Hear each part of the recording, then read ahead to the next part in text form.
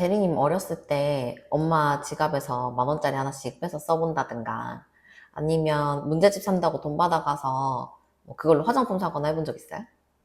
네. 꽤 많았던 것 같아요. 이제는 더 이상 엄마 지갑에 함부로 손대면 처벌받을 수 있거든요. 이게 바로 친족상도례 덕분에 기존에는 우리가 이제 마음 놓고 엄마 지갑에서 10,000원씩도 좀 훔쳐가서 쓰고 할 수 있었던 건데, 지난주에 헌법재판소에서 이 친족상도례 규정에 대한 헌법 불합치 결정이 나왔어요. 친족상도례 규정은 형법 제328조에 규정된 건데, 직계혈족이나 배우자, 동거 친족 등 간에는 절도나 사기, 횡령, 배임 등을 범해도 이제 형을 면제해 주는 거거든요. 보통 가족들 간에는 그런 재산범죄 해도 우리가 뭐 아까 얘기한 것처럼 10,000원짜리 슬쩍 좀 하고 좀 받아가서 엄마한테 살짝 사기도 쳐가지고 그냥 문제집도 사고 이런 정도가 많은 거고, 또 실제로 그런 범죄가 발생했을 때 처벌을 원하지 않는 경우가 대다수잖아요. 아무래도 가족들 간이다 보니까 정말 큰 사건 아니고서야. 그래서 가족들 간에 일어난 일은 가족들끼리 해결을 해라. 국가는 개입을 최소화하겠다. 라고 해서 만들어진 규정이었어요. 이게 이제 제정된 지 71년 만에 이렇게 폐지 수순을 밟게 된 거예요. 헌법재판소가 이런 결정을 하게 된 데에는 최근에 시대 흐름이 많이 바뀌었기 때문인데, 더 이상 가족들 간의 일이라고 해서 뭐 그 범죄의 수준이 경미한 수준만 있는 게 아니기도 하고, 최근에는 가족들이 조금 핵가족이다 못해 더 뿔뿔이 많이 흩어져 있잖아요. 1인 가구도 정말 많아졌고. 그렇다 보니 더 이상 가족들 간의 재산을 공동으로 관리한다거나 네 거 내 거 구분하는 개념이 뭐 없다라고 보기도 힘들고요. 그래서 아무리 가족들이라고 해도 더 이상 뭐 그 형을 무조건적으로 면제하는 거는 타당하지 않다. 그거를 이제 좀 세분화해서 구분 지을 필요가 있다. 그런 취지에서 헌법 불합치 결정이 나오게 됐습니다. 최근에 유명인들 사이에서도 자주 일어나는 사건이라서 저도 이번에 친족 상도례를 처음 알게 됐는데 혹시 연예인 박수홍 씨 사건도 이 경우 있었나요? 맞아요. 박수홍 씨 사건이 정말 이 친족 상도례 규정 관련해서 크게 이슈된 사건이라고 할 수 있는데요. 박수홍 씨가 연예계 활동을 꽤 오래 했잖아요. 그래서 이제 가족들이 박수홍 씨를 처음엔 도우려는 목적으로 연예기획사 설립도 하고 일을 같이 해줬었겠죠. 그 중에 친형분이 가장 큰 역할을 하셨던 걸로 보이고, 박수홍 씨랑 몇 대 몇으로 수익을 뭐 배분을 하자 이렇게 약속을 했는데, 하다 보니 욕심이 커져서 그 약속을 제대로 지키지 않고 본인이 사실 뭐 박수홍 씨보다 상당 부분 더 많이 가져간다거나 그 약속한 비율을 어기고 가져가서 재산을 많이 축적을 해놓은 거죠. 이제 일단 알려져 있는 사실은 이런데, 그렇게 되면은 어쨌든 아무리 친형이라고 해도 친형은 같이 살고 있는 가족이 아니다 보니까 친족 상도례 규정에 의해서도 형이 아예 면제되는 부분은 아니거든요. 그래서 친형분을 이제 박송 씨가 뒤늦게 횡령 사실을 알아채고 검찰에 고소를 했다고 합니다.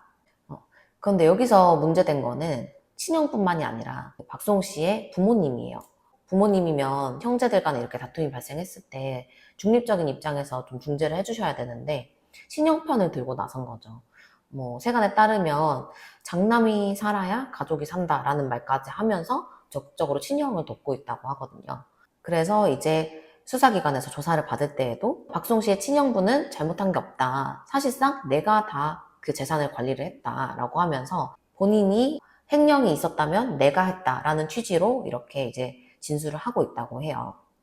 그 박송 씨 아버지가 이렇게 당당하게 내가 했다라고 이제 주장을 할 수 있는 근거 중에 하나는 바로 이 친족상도례 규정이 있는 거죠. 친족상도례 규정에 따르면 아까 말씀드린 것처럼 직계혈족, 그러니까 직계 존속이나 비속 간에는 횡령을 저질러도 처벌이 안 되거든요.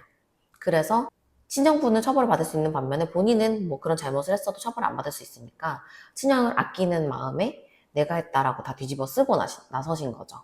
박수홍 씨 입장에서는 사실상 친형이 한 것 같은데 이건 뭐 책임지는 사람은 없고 아버지가 이렇게 나서면 처벌도 안 받고 사실이라면 굉장히 억울하신 상황일 것 같습니다.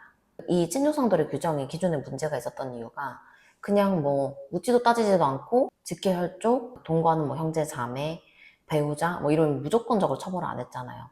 그런 경우에 일률적으로 뭐 무조건적으로 처벌을 안 하는 게 문제다였던 거거든요. 그래서 이번에 헌법재판소도 이렇게 일률적으로 형용 면제를 하는 게 문제였을 뿐이고 구체적 사안마다 뭐 그런 처벌의 필요성이 다를 수 있으니까 이게 이제 문제가 안 되려면 입법자가 그러니까 국회에서 충분히 의논을 거쳐서 그런 선택 가능성을 염두에 두고 좀 상세하게 입법을 해라 라는 취지에서 단순 이용 결정을 한 게 아니라 헌법 불합치 결정을 하게 된 거예요. 많은 분들이 이제 헌법재판소에서 뭐 이런저런 결정이 나온다는 뉴스는 보실 텐데 헌법 불합치 결정이랑 위헌 결정의 차이는 잘 모르실 수 있을 것 같아요. 말이 좀 비슷하잖아요. 좀 일반인 분들이 이제 그 단어만으로 좀 차이점을 알기는 어려울 것 같은데 그냥 단순히 위헌 결정이라고만 뜨면 이게 위헌성이 너무 중대해서 즉시 효력을 잃게 할 필요성이 있는 거예요. 그래서 위헌 결정을 바로 때려서 요거는 이제 당장 적용되지 않게끔 그렇게 하는 거고 헌법 불합치 결정은 물론 위헌성이 있는 법률이지만 그래도 당장 요거를 규정을 효력이 없게 만들면 법적으로 공백이 생기잖아요. 또 이제 현상을 뭐 규율하는 법이라든지 아니면 그 죄를 처벌하는 법이라든지 이게 당장 없어져 버리면 사회적으로 큰 혼란이 올 수 있기 때문에 잠정적으로 언제까지는 적용을 하되 국회에서 그때까지 개정을 좀 해라 라는 이제 결정이거든요. 낙태죄 같은 경우에도 뭐 이번 경우나 마찬가지로 바로 효력이 없어지면은 낙태 자체가 무조건적으로 정당화되는 건 아니잖아요. 뭐 태아도 생명이기 때문에 보호를 해야 될 가치가 있는데 그 즉시 효력을 잃게 하면 그런 이제 낙태를 무분별하게 하는 경우가 많아질 수 있기 때문에 그 헌법 불합치 결정을 했던 거죠.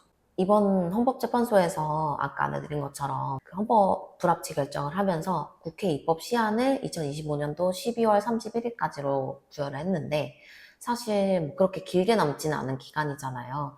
국회에도 지금 뭐 이제 처리해야 될 법안들이 많기 때문에 낙태죄도 뭐 아직 개정이 안 된 마당에 이것도 그때까지 개정이 될 가능성은 높지는 않을 것 같아요. 그렇게 되면은 이제 앞으로 그 이후로 발생할 가족들 간의 재산 범죄에 대한 이제 고소 고발이 좀 많아질 수 있겠죠. 정말 뭐 사회가 뭐 빠르게 변화하고 있잖아요. 뭐 이번에 친족 상돌의 규정도 가족들 간의 유대 관계도 예전보다 뭐 좀 약해진 부분도 있고 더 이상 뭐 재산 관리도 공동으로 하지 않고 있고 1인 가구도 많아지고 있고 이런 친족 상돌의 규정이랑 마찬가지로 가족들 간의 범죄 관련해서 계속 위헌 의논이 있었던 부분이 있어요. 자식이 부모를 폭행하거나 협박을 하거나 뭐 이런 범죄를 저지르면 존속 폭행, 존속 협박 등으로 가중처벌을 하는데 왜 자식이 당하면 고소조차 못하게 해놨느냐 요거거든요. 사실 저는 그렇게 생각해요. 가족들 간에 이런 폭력 범죄를 저지르면 물론 가족들 간에 벌어진 일이니까 나라의 개입 없이 스스로 해결을 해야 되는 부분도 있긴 하지만 어떻게 보면 더 저질러서는 안 되는 행동인 거죠. 최근에 이렇게 그 부분에 대해서도 헌법 소원이나 위헌법률 심판 제청 신청이 꾸준히 있었던 걸로 보이는데 나중에 계속 이런 시대의 흐름과 요구가 있으면 이 부분도 언젠가는 뭐 개정이 되거나 위헌 결정이 있을 수도 있지 않을까 생각하고 있습니다. 이렇게 시대 흐름이 변화했다는 거를 실무적으로 느끼는 부분이 제가 이제 이혼 사건도 많이 하잖아요.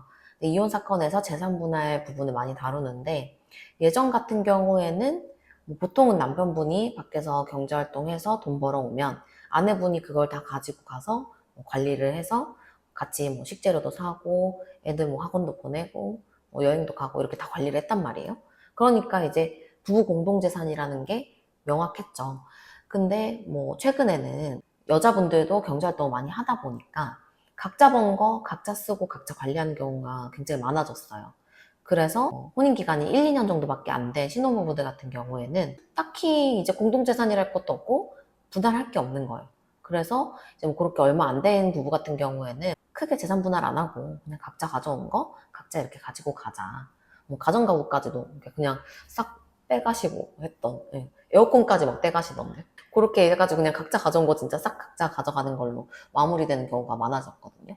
하물며 한 집 사는 배우자들 간에도 이렇게 각자 재산을 관리를 하는데 부모 자식 간에는 더 할 수 있잖아요. 뭐 이제 나이 들면 독립하고 따로 일하면서 벌어서 이제 살고 그렇게 하다 보니까 더 이상 가족이라고 해서 뭐 공동으로 재산을 관리한다거나 가벼운 사안만 있다거나 하진 않은 것 같아요.